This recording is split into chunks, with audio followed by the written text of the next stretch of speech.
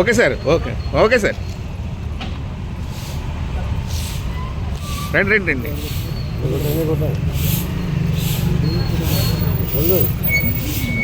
వెనకరమ్మా, వెనకరా.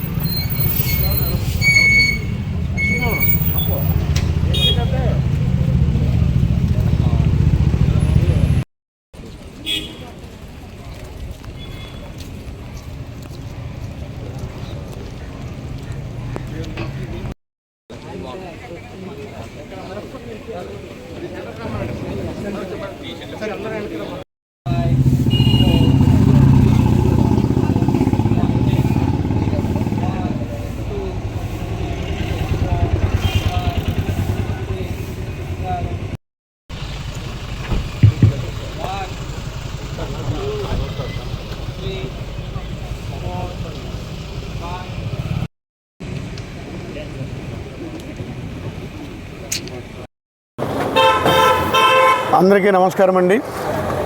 మనకి ఆరోగ్యం మహాభాగ్యం అన్నారు. మనం జీవించినంతకాలం కూడా ఎలా జీవించామని కాదు, మనిషి ఎంత ఆరోగ్యకరంగా జీవించడనేదే మనిషి యొక్క జీవిత పరమార్థం. కాబట్టి మన ఆరోగ్యం మన చేతుల్లో ఉంది. ముఖ్యంగా మన ప్రజలు ఎప్పుడు కూడా నిత్యము మనం 3 కోరుకుంటాము. ఒకటి ఆరోగ్యకరమైన జీవితం, సుఖమయమైన జీవితం, సంతోషకరమైన జీవితం. ఈ సుఖము, ఆరోగ్యము లేకపోతే ఆనందకరమైన జీవితం మనిషి ఎప్పుడు వస్తుందంటే ఆ వ్యక్తి సంపూర్ణంగా ఆరోగ్యంగా జీవించినప్పుడే మనకు వస్తుంది.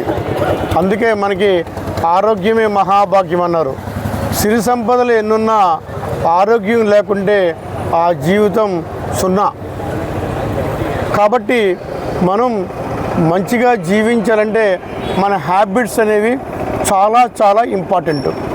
మన అలవాట్లే మన జీవితాన్ని మార్చేస్తాయి.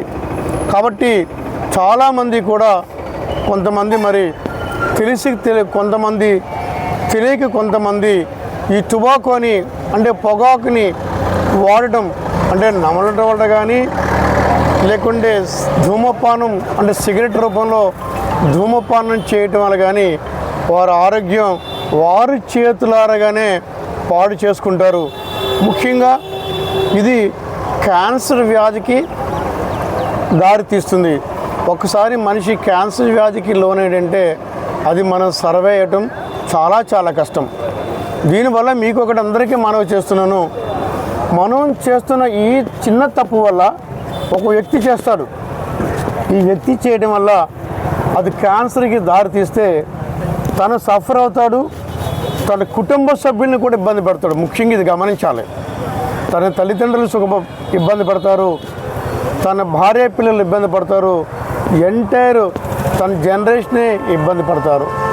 కాబట్టి నేను అందరికీ మనవి చేసేది ఏంటంటే మరి ధూమపానాన్ని నిషేధిద్దాం. యాంటీ టొబాకోని మనం టోటల్గా ఎరాడికేట్ చేసినట్లయితే మరి సమాజం బాగుపడుతుంది. నీ వల్ల నీ కుటుంబం సఫర్ అవ్వకుండా ఉండాలనుకుంటే, నువ్వు ఆరోగ్యకరంగా జీవించాలన్నప్పుడు తప్పనిసరిగా ఈ టొబాకోని మనం వాడకుండా ఉండాలి. ప్రభుత్వం కూడా మరి ప్రతి స్మోకింగ్ చేసేటప్పుడు కూడా కింద టొబాకో ఈ ఇంజూరియస్ టు హెల్త్ అని మనం ప్రతిదీ అడ్వర్టైజ్మెంట్ ఇస్తాము. తద్వారా ప్రజల్లో చైతన్యం కల్పిస్తాము. ఇక్కడ ఉన్నవాళ్ళు కూడా మనంతా కూడా మీరంతా హైలీ ఎడ్యుకేటెడ్ పర్సన్స్. మనం కూడా సమాజాన్ని మోటివేట్ చేయాలి.